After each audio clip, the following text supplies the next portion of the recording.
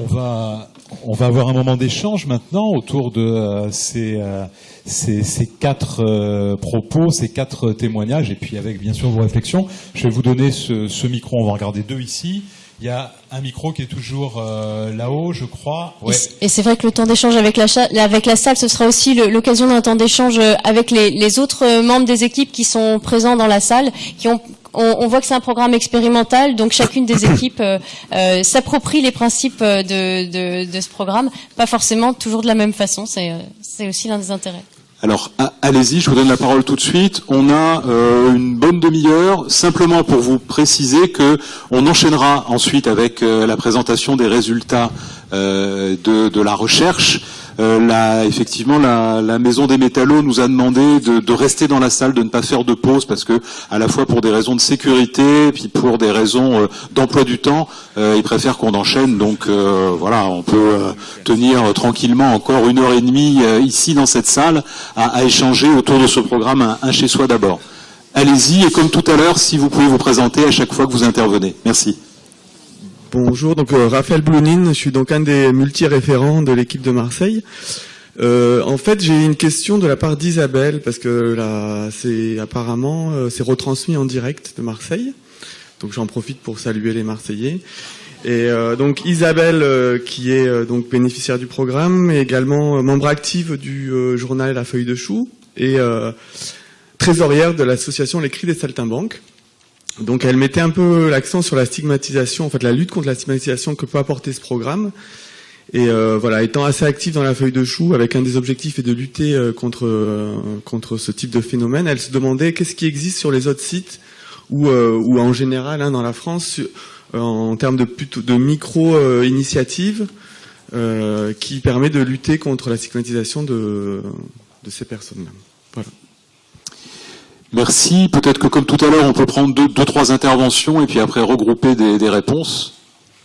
Allez-y. Merci. Je m'appelle Didier Baudin.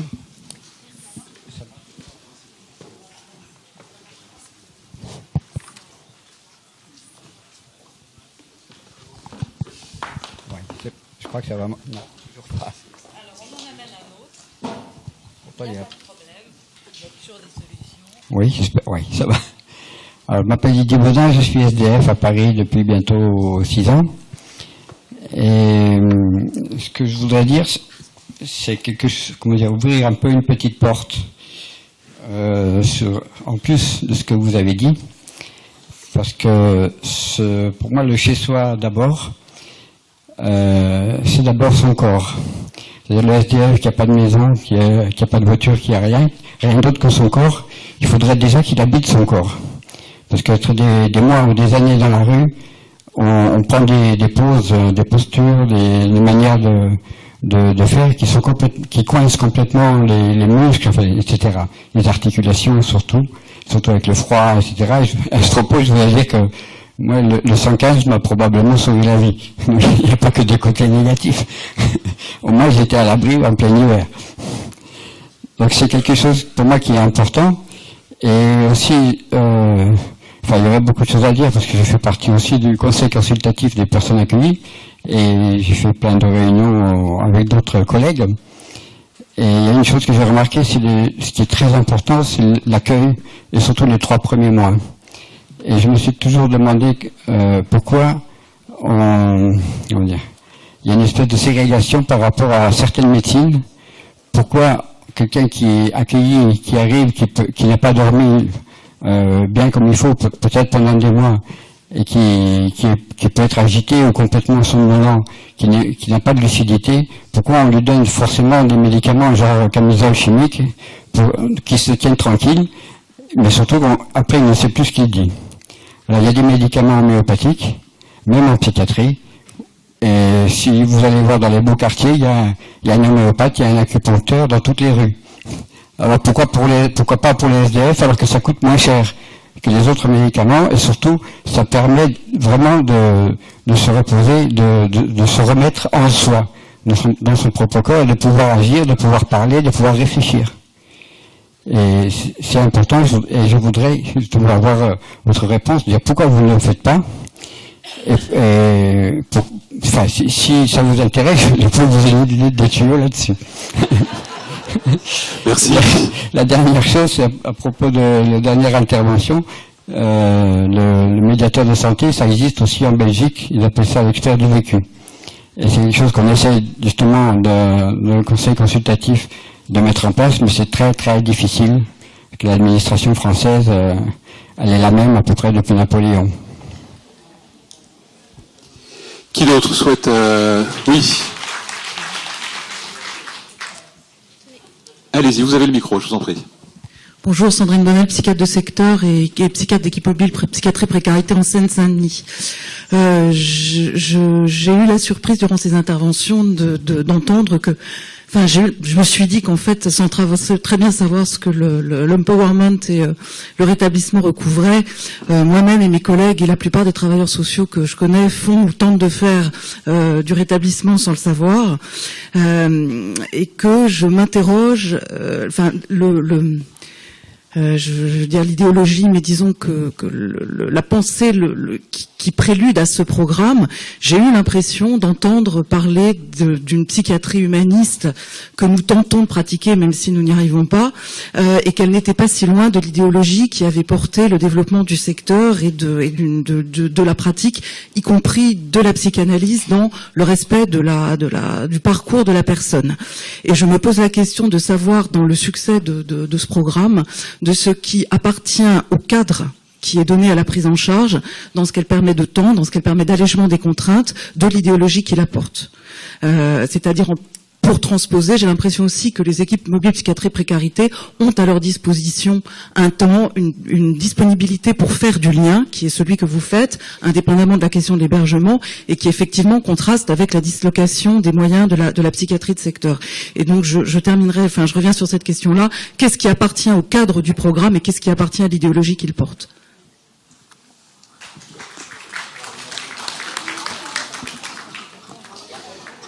Est-ce que vous êtes, il y a beaucoup de demandes d'intervention. Est-ce que vous êtes d'accord déjà pour qu'on rebondisse sur ces 3-4 premières questions et puis qu'on revienne vers vous après? Mais peut-être que justement, ça marche. Peut-être que justement, alors peut-être que vous souhaitez répondre et puis peut-être que d'autres personnes des équipes dans la salle voudront répondre. Donc est-ce que l'une d'entre vous veut répondre et puis ensuite on passera la parole peut-être aussi à d'autres membres des équipes dans la salle. Paola Revue, je crois, voulait répondre.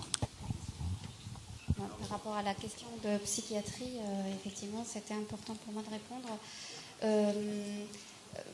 De ce que j'ai dit aussi dans mon propos, c'est que la différence avec une psychiatrie de secteur, c'est que on ne fait pas appel à des experts à partir du handicap de la personne ou des choses qui l'invalident liées en rapport avec sa maladie. L'idée, c'est de se dire que même si la personne elle a des problèmes de santé, on ne s'axe pas sur sa maladie ou sur le handicap, mais sur ses capacités qu'elle a autrement. Alors, c'est effectivement des choses qu'on peut retrouver dans la psychiatrie de secteur. Maintenant, c'est vraiment au niveau de la dynamique et du contexte. Le contexte est complètement différent. À partir de la psychiatrie de secteur, il y a une institution, il y a une exigence extérieure, sociétale, qui est quand même complètement différente, qui est enfermante par rapport à quelque chose qui vient de la personne, qui a de ce fait la liberté d'agir en fonction de ce qui lui paraît être le plus propre à ses besoins. Du coup, oui, Sylvie Ketchadourian. Non, parce que excusez-moi. Du coup, je reprends la parole, mais cette fois, je me mets debout.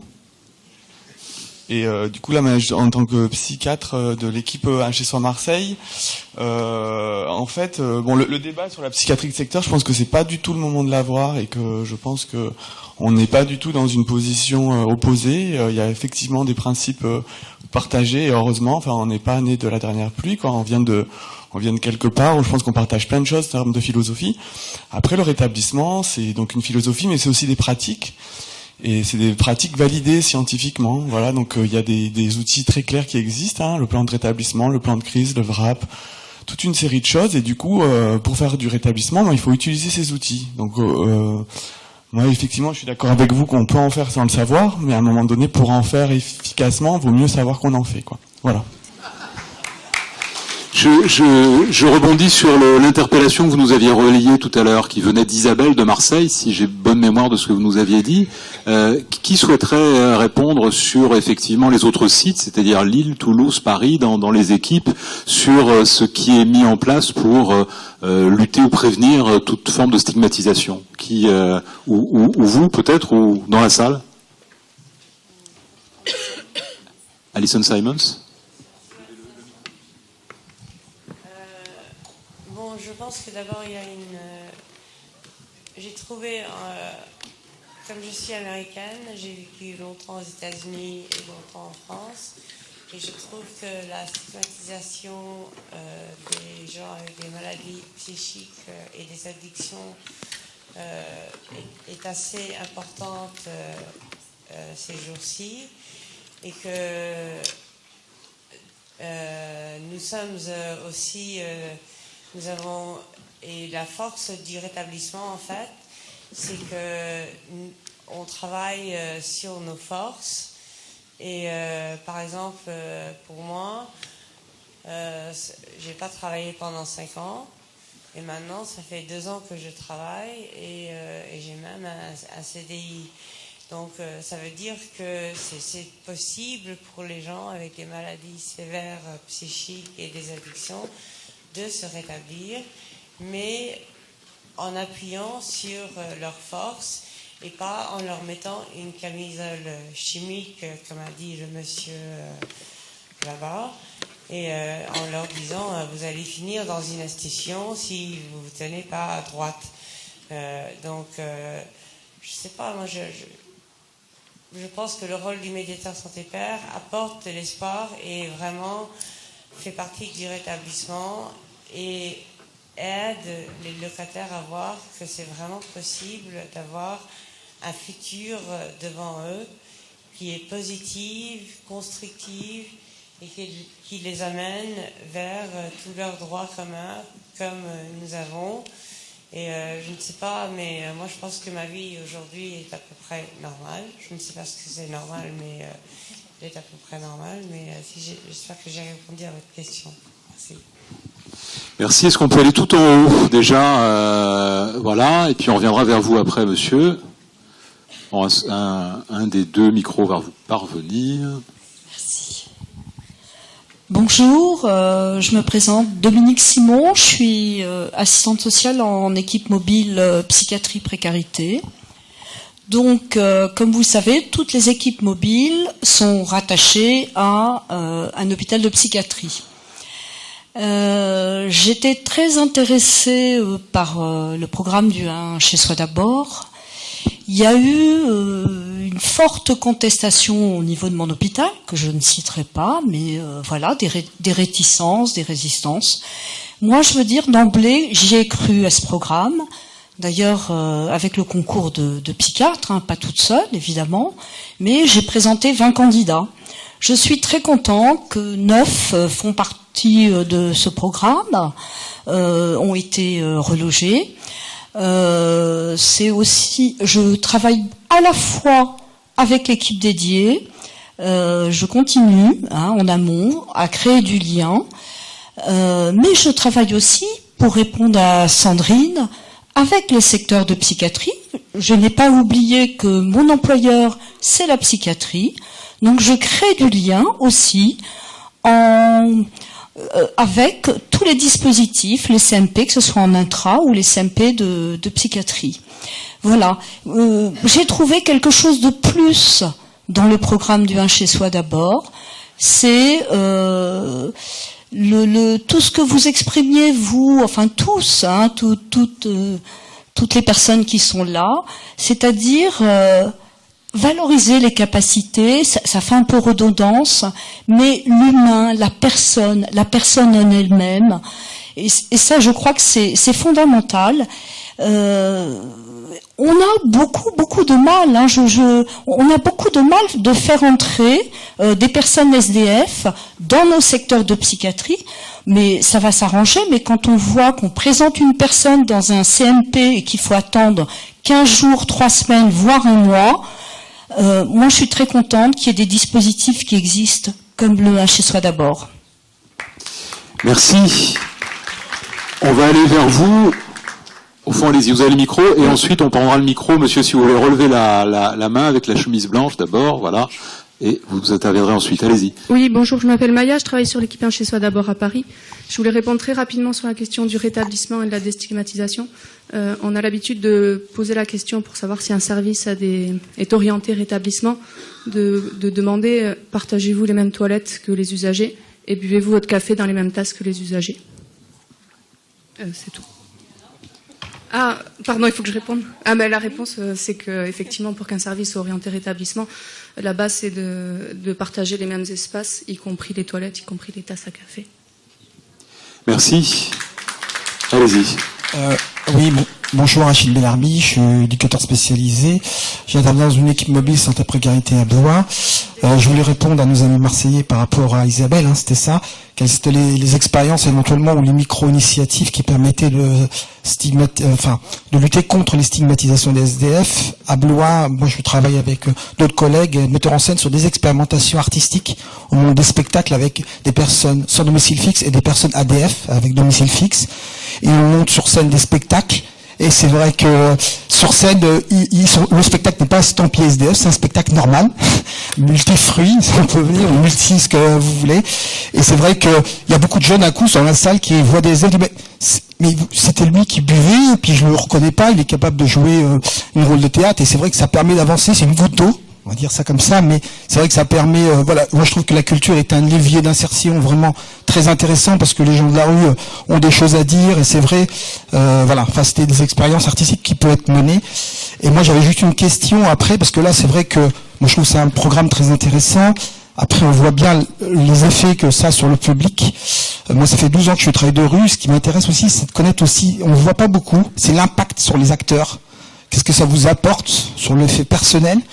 Moi, je sais que par personne de la rue, j'ai appris à grandir avec eux. J'ai aussi ils m'ont appris à changer mon regard un peu sur mes pratiques et aussi sur le monde, parce qu'on est dans une relation quand même humaine.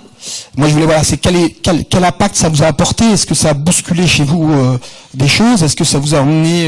Est-ce que plutôt vous êtes senti à un moment donné, alors je vais jouer un peu la provoque, un peu instrumentalisé, voilà, ou plutôt vous avez senti un projet qui vraiment correspond à vos valeurs, est-ce que vous avez au fond de vous-même?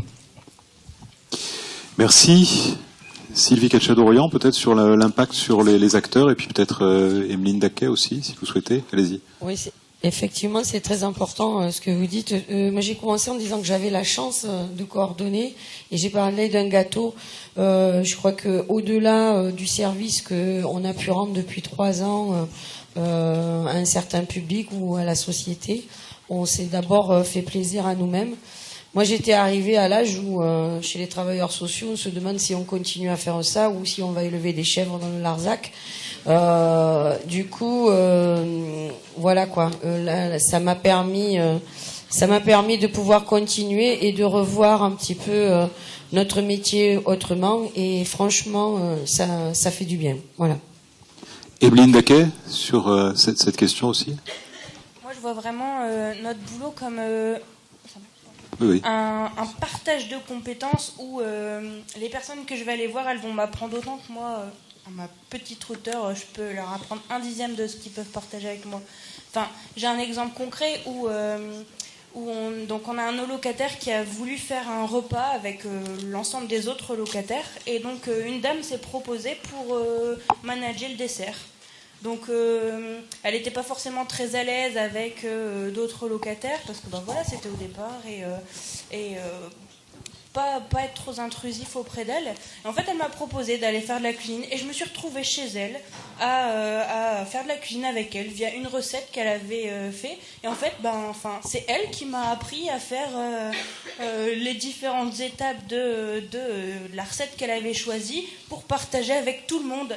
Et c'est ce côté vachement humain où finalement, ouais, ils nous apprennent autant qu'on peut leur apprendre. Enfin, j'en ai certains qui me disent au bout d'un an, ah bon, t'es assistante sociale? Bah ouais, parce que c'est pas ça qui est mis en avant et il y a un problème dans n'importe quel domaine et on va essayer d'y bosser ensemble. Voilà. Merci. Allez-y. Bonjour, Thomas de Marseille. C'était encore pour relayer une question des personnes locataires qui sont derrière leur écran, qui voient la retransmission. Donc c'est une question de Kélifa. Vu qu'on met les personnes au centre du dispositif, pourquoi si peu de personnes locataires aux journées nationales et au-delà sur les instances de décision? Voilà, c'est une question. Oui, allez-y, vous, juste à l'angle, là. Oui, monsieur qui attendait, oui. Allez-y, puis vous avez le micro, vous irez juste après sur votre question, votre interpellation. Monsieur. Je m'appelle Bernard Mel, je suis un des participants d'une association d'usagers, qui se veut une association d'usagers.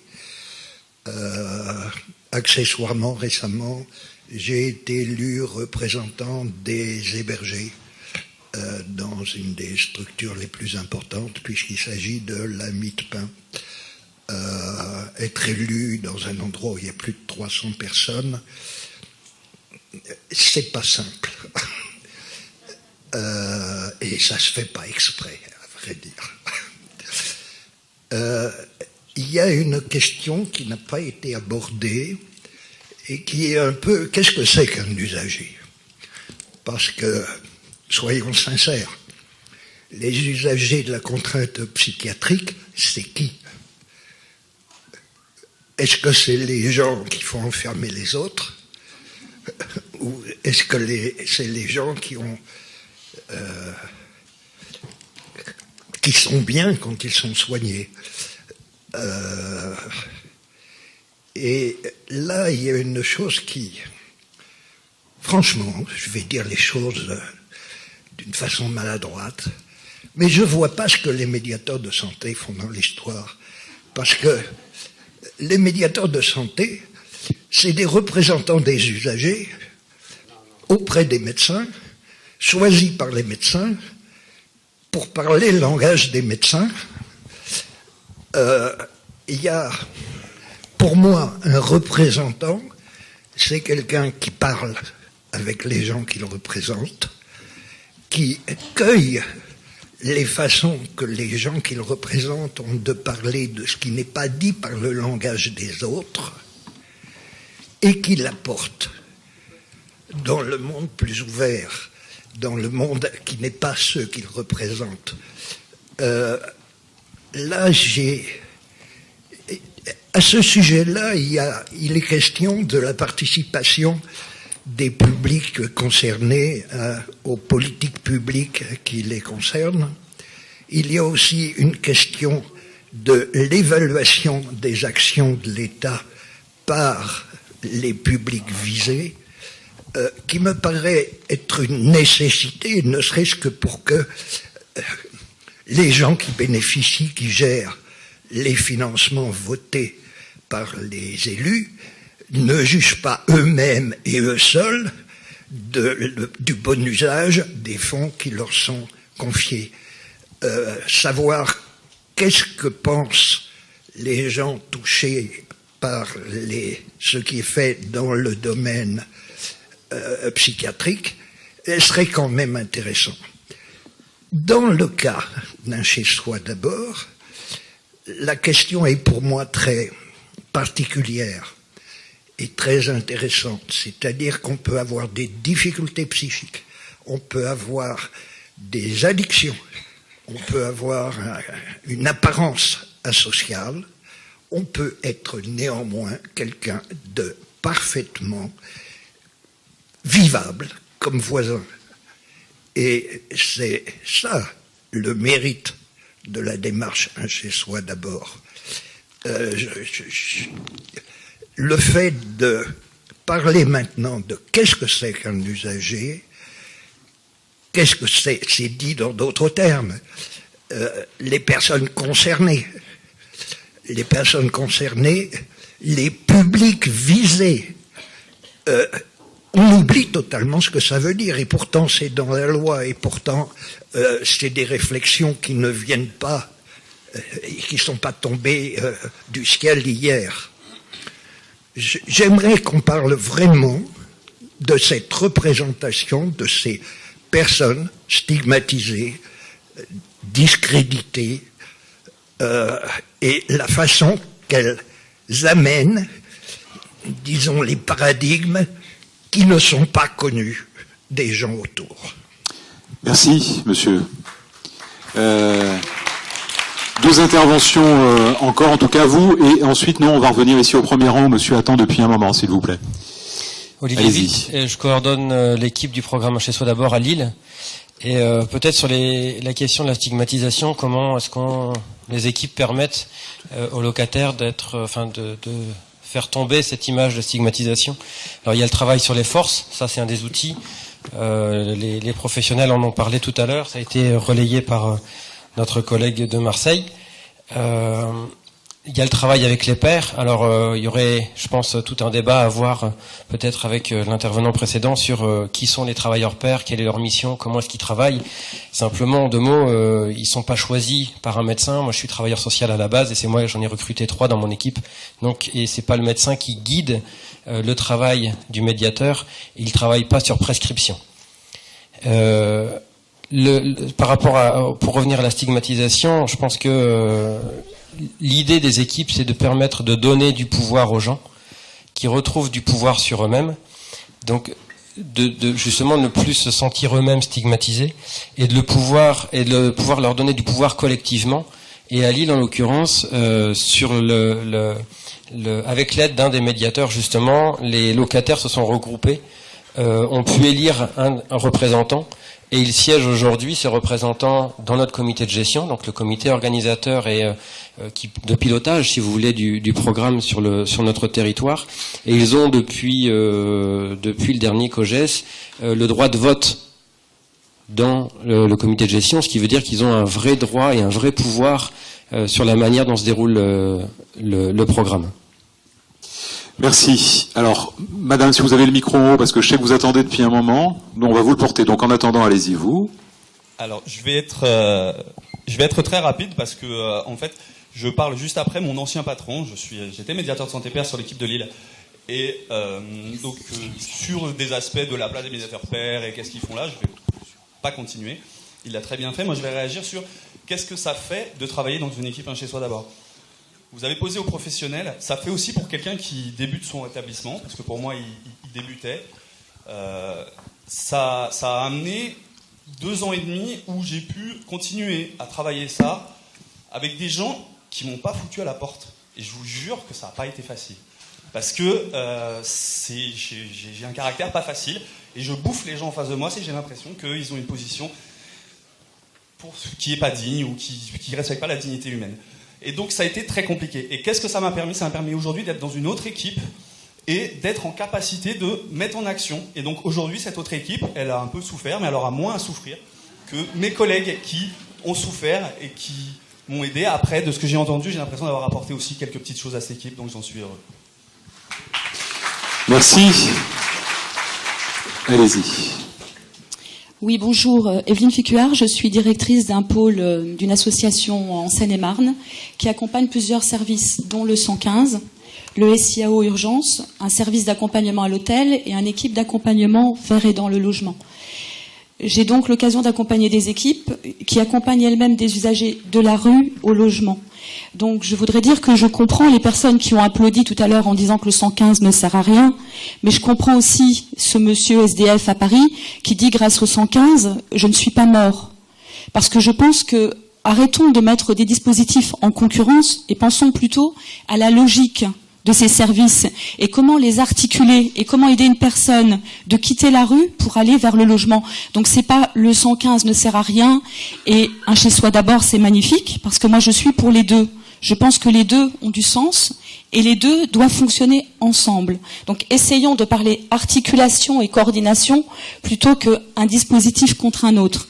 Et croyez-moi, si j'ai l'opportunité de travailler auprès de vous pour un dispositif de Chez Soi d'abord, j'irai volontiers. Merci. Allez, une toute dernière intervention parce que ça fait un moment que vous demandez la parole. Allez-y. Merci. Une question sur le travail social. J'ai entendu tout à l'heure, c'est redonner du pouvoir, en tout cas la parole aux usagers.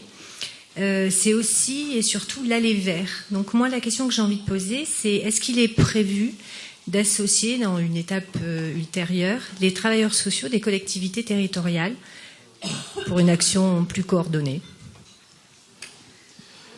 Delphine Moreau. Alors, non, je vais Non, évidemment pas sur cette question-là, c'est une question qu'on... Je vais évidemment pas répondre à cette question qui est vaste, surtout qu'il y aura une table ronde demain sur la question des partenariats, donc on pourra approfondir davantage. Évidemment, les équipes d'Un Chez Soi d'abord travaillent pas seules, elles travaillent aussi avec d'autres équipes qui sont présentes sur le terrain. On a dit les équipes d'amont, les équipes d'aval, les équipes à côté. Voilà, on en parlera plutôt demain. Je trouve ça très intéressant qu'on ait terminé effectivement cette table ronde aussi sur la question de la place des usagers, dans le programme, de la place des usagers, pas seulement comme bénéficiaires de l'accompagnement, mais effectivement de leur place dans l'organisation même du dispositif. Et je pense on voit bien que ce type d'accompagnement soulève beaucoup de questions. Évidemment, c'est pas le seul lieu de critique du travail des institutions. Mais je crains qu'on doive rester sur une frustration, à moins qu'on ait le temps de... Alors, attendez, juste simplement que vous sachiez, on aura à nouveau un temps d'échange après la présentation des résultats. Je reviens vers vous tout de suite, vous inquiétez pas. Après la présentation des résultats de la recherche, et on aura évidemment tout au long de la journée de demain des temps aussi, on pourra continuer à échanger autour de ce programme. Donc, quelque chose de très très bref, parce que l'heure avance et qu'on doit respecter l'horaire aussi, puis que j'imagine que toutes et tous vous avez envie aussi d'avoir communication de ces premiers résultats de l'équipe de chercheurs. Allez-y. Bonjour, je me présente, je m'appelle Cherkia Maria, je viens d'Un Chez Soi d'abord de Lille, Grand Lille. Et donc, je voudrais tout simplement savoir, est-ce que ce programme va continuer à long terme, dans le futur, parce que c'est une association qui nous a beaucoup aidés. Comme vous pouvez le constater, je suis passée dans le film. Et voilà, je voudrais savoir tout simplement si cette association aura une longue vie et une longue gamme pour aider beaucoup de gens dans le monde. Non pas seulement en France, mais dans le monde, en Europe et même en Afrique, si Dieu le veut. Voilà. Merci, c'est des questions sur lesquelles on reviendra, et vous avez vu tout à l'heure que dans les éléments de bilan qu'a donné Pascal Estéca-Andy, elle a bien précisé qu'on était à mi-parcours du bilan expérimental, qu'il y a un autre horizon qui est avril 2016, donc dans 2 ans et demi, et que très régulièrement le bilan sera fait. Mais c'est une question certainement sur laquelle on aura aussi l'occasion de revenir demain, puisque une des interrogations, c'est est-ce que, et d'ailleurs Sylvain Mathieu l'a dit dans son introduction, c'est est-ce que à partir de ce qui est pour l'instant expérimental, on peut aller au-delà et bâtir ce qui peut devenir une nouvelle politique publique, mais c'est un des thèmes qu'on traitera demain. Merci en tout cas d'avoir participé à cette table ronde. Merci Emeline Daquet, Sylvie Cachadourian, Paola Revu, Alexon Simons, et merci à Delphine Moreau de l'avoir animé et de l'avoir